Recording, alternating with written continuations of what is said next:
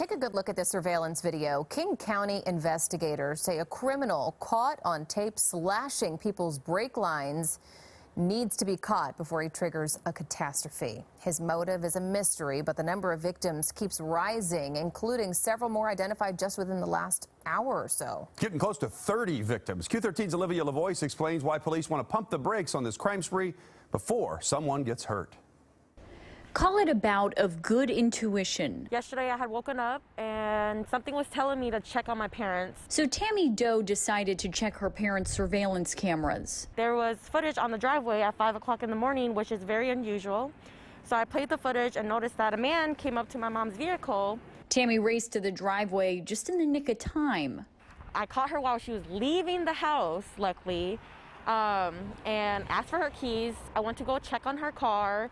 And I honestly attempted to drive it, and while I rode down the driveway, I realized that the brakes weren't working. And that's when I was like, wow, Mom, we gotta call the cops. Their 911 call was just one of many made by drivers. Since Monday, police say 28 vehicles in the Des Moines area have had their brakes tampered with, and investigators anticipate that number will rise. It seems like he was on foot going house to house within the community, which is absolutely crazy. We don't understand what the motive is. It's brought little relief to anyone that the sinister act appears to be completely random. That's somebody that's just evil or trying to cause harm. Kevin Cooper, owner of Cooper's Auto Repair Specialist, says the case is disturbing and baffling. I've never heard of anyone cutting brake lines. I've seen it in the movies.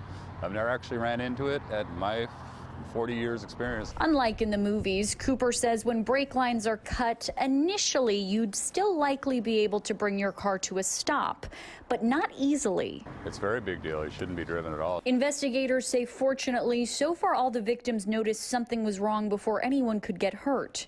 Cooper says if one were to keep driving with cut brakes, leaky brake fluid could result in the inability to stop at all. What we're very concerned about is if these acts continue, we're likely to have somebody that is unaware that their brakes have been damaged, where they're going to jeopardize their lives or the lives of their loved ones or community members. I want him caught real bad, not only for myself, but for the whole entire community.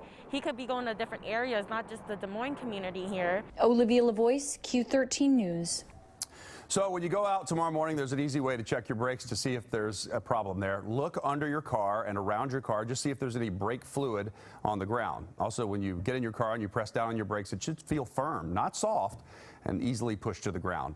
Investigators are very concerned about the suspect. This started with 8 victims on Monday. Now we're up to 28.